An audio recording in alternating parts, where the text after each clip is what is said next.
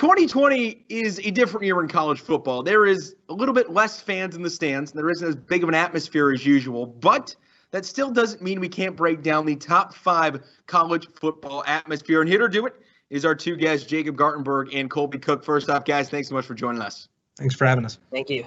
So, Colby, we'll start with you. What was your criteria for your top 5? So just looking at my top 5, Javik, I'm looking at current relevance. Okay. I'm looking at decibel level. I'm looking at, is their capacity large and have they, somewhat maxed it out in the last couple of years? And I'm also looking at kind of that wow factor. Jacob, what do you got? So I had a lot of the same things. I'm looking at decibel level. I'm also looking at capacity, but I'm looking for that one big moment in that stadium that they're going to be remembered by. All right, so we got some scientific rankings here, some BCS-style computerization over here. So we're going to go 5-2, and then we'll each have you reveal your number 1. Colby, 5-2. Give it to me. All right, so in no particular order, I've got Tiger Stadium, LSU, with 102,000 capacity, home of the infamous 1988 earthquake game in which their defeat of Auburn actually registered on the Richter scale at LSU. I got Beaver Stadium, the whiteout games, 106.5, 122 decibels, absolutely fantastic. The whiteout games, what really gets me, Javik. The OSU, 110,000 in 2010 against Michigan. Crazy fans, best marching band in the country. And then I got to go with Texas Memorial, 95,000. They put 103.5 against USC in there a couple years ago. And, of course, the best college game day guest picker in all the land, Matthew McConaughey.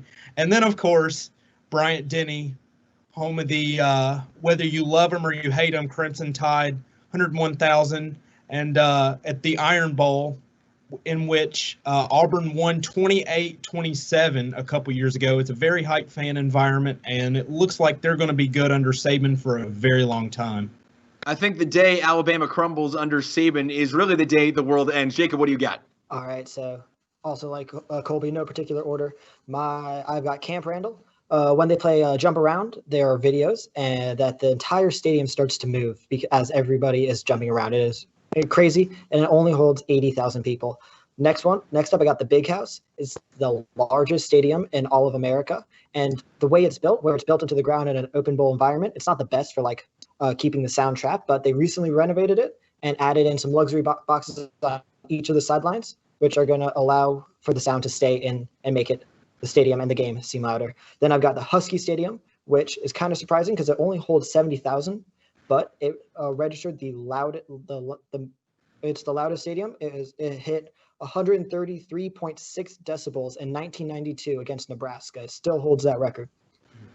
And then I've got Tiger Stadium, over 102,000, 130 decibels, and as Colby mentioned, the 1988 earthquake game where it registered on the Richter scale.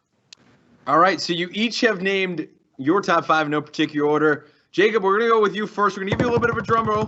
Who do you got at number 1? All right, at number 1, I've got Kyle Field, home of the Texas A&M Aggies. It is the home of the 12th man. It's got over 102,000 people, almost 103,000. It's hit 117 decibels, but I can guarantee you that it sounds louder than that. Colby, you got a number 1? This is a tough one, Javik. Do you need a drum roll? Do you need a drum roll first? Nah, man. I mean, I'm really torn.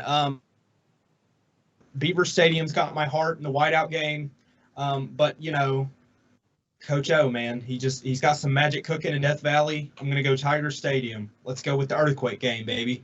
Can we get a Shoe Tigers from you? Go Tigers.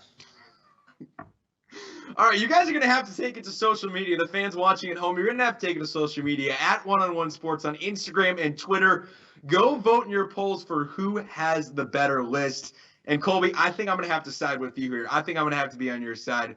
Death Valley in LSU is just one special place that has one of the craziest atmospheres in all of college football. Thank you to both of us so much for joining us. Stick around right after this. We'll wrap everything up right here on One-on-One Sports.